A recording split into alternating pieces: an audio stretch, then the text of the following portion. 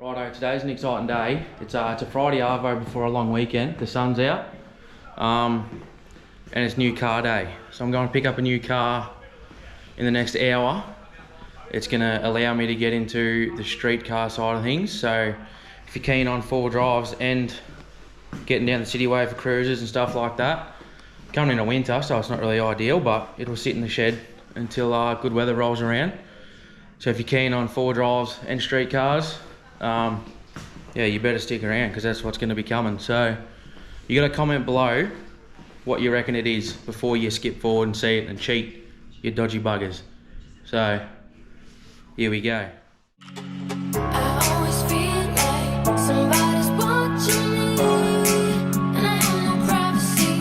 Oh, I always feel like somebody's watching me.